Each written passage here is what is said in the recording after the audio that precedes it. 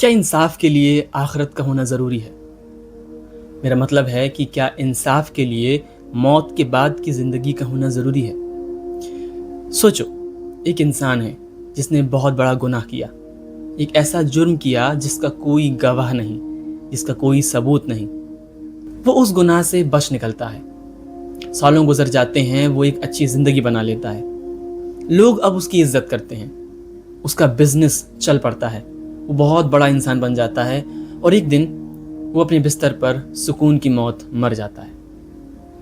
अब वहीं एक दूसरी तरफ इंसान सोचो जो कि बहुत ही अच्छा इंसान है, उसके पास इतने पैसे नहीं हैं, वो इतना अमीर भी नहीं है, लेकिन हाँ, वो हमेशा सच बोलने की कोशिश करता है, वो इंसाफ करने की कोशिश करता है, वो लोगों की मदद करने की पूरी कोशिश करता है। लेकिन उसकी ज़िंदगी बहुत ही दर्द दुख से भरी हुई है, लोगों ने उसको धोखे दिए हैं और एक दिन वो भी अपने बिस्तर पर मर जाता है। कहानी खत्म, दी एंड। क्या हुआ? कुछ मज़ा नहीं आया ना? पता नहीं क्यों दिल इस एंडिंग को एक्सेप्ट नहीं करता। इसलिए नहीं क्योंकि ये उदास है, बल्कि इसलिए क्योंकि ये गलत महसूस होती है। मतलब इंसान जब कोई गलत काम करता है तो हम ये एक्सपेक्ट करते हैं कि उसको नतीजा मिलना चाहिए, और ऐसे ही अगर कोई इंसान अच्छे काम करता है तो हम एक्सपेक्ट करते हैं कि उसको नतीजा मिलना चाहिए। मगर सोचो कि अगर इस दुनिया की ज़िंदगी ही आखिरी है तो उन सब नाइंसाफ़ियों का क्या जो इस दुनिया में हुई, उन सब का क्या जिनको कभी इंसाफ मिला ही नहीं, उन सब लोगों का क्या जिनके साथ जुल्म हुआ और उनके जुल्म को किसी ने देखा ही नहीं। और यहीं से हमारा दिल ये सवाल पूछने पे मजबूर हो जाता है कि क्या इंसाफ के लिए आखिरत की ज़िंदगी का होना ज़रूरी है। इस दुनिया में नाइंसाफ़ी कोई राज नहीं है, हम नाइंसाफ़ी को देखते आ रहे हैं।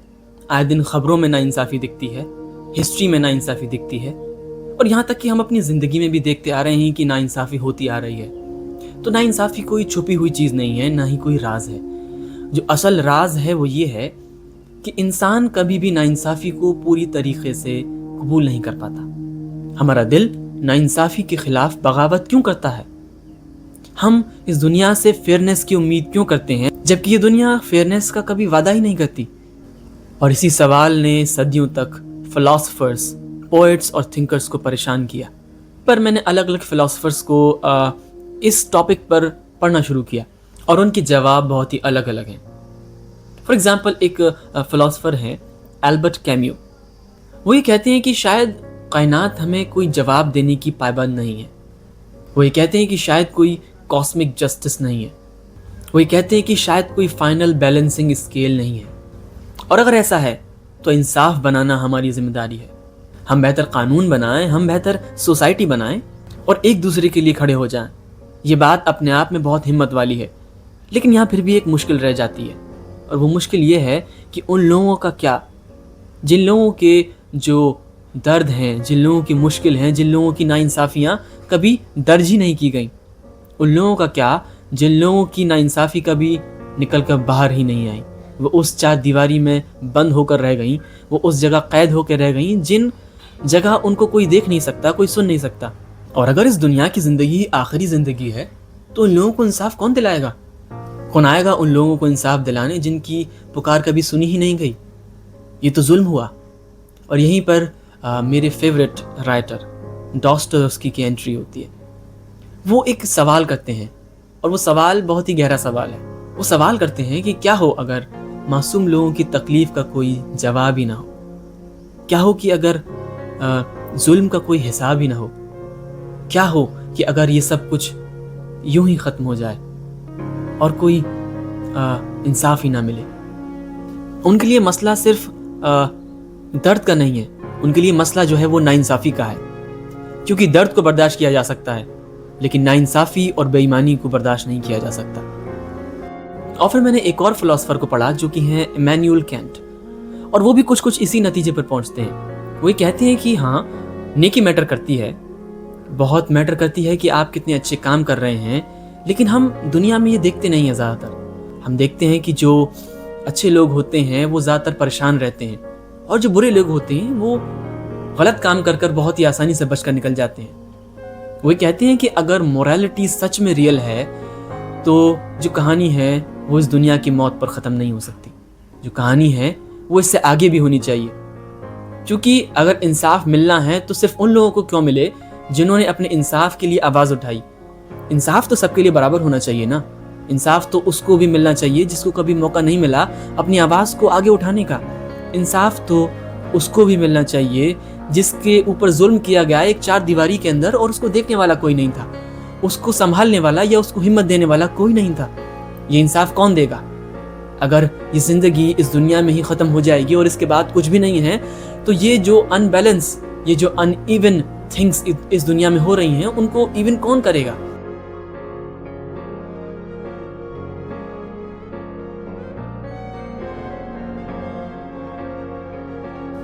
اور پھر میں نے پڑھا ایک اور فلاسفر, شاعر, اور میں نہ جانے ان کو کیا کیا کہوں, جن کا نام ہے علامہ اقبال.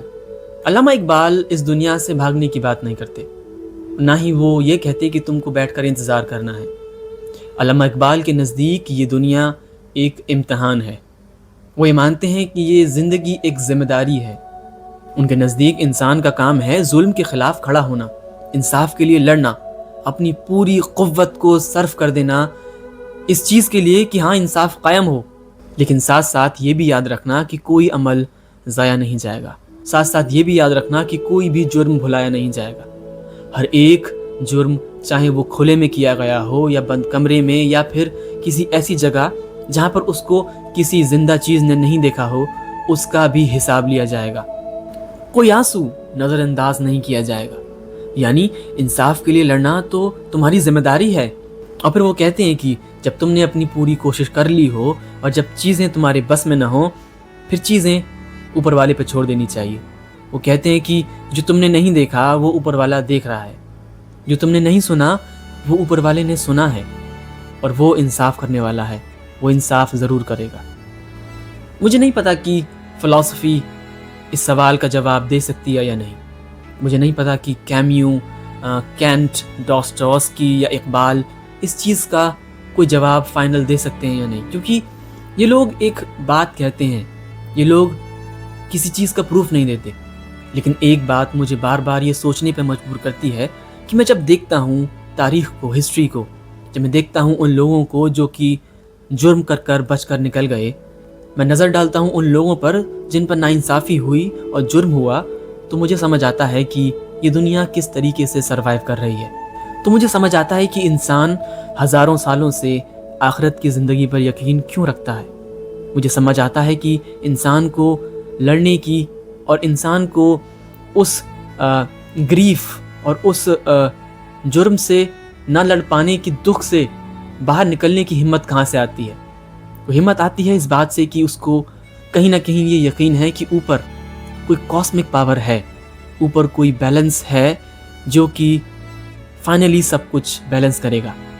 اوپر کوئی ایسی طاقت ہے جو کہ ہمیں انصاف دلائے گی. انسان موت کے بعد کی زندگی پر یقین کرتا ہے, اس لیے نہیں کیونکہ وہ اس زندگی سے بھاگنا چاہتا ہے, بلکہ اس لیے کہ اسے یقین ہے کہ کہانی ابھی ختم نہیں ہوئی. اسے یقین ہے کہ کہانی ابھی باقی ہے.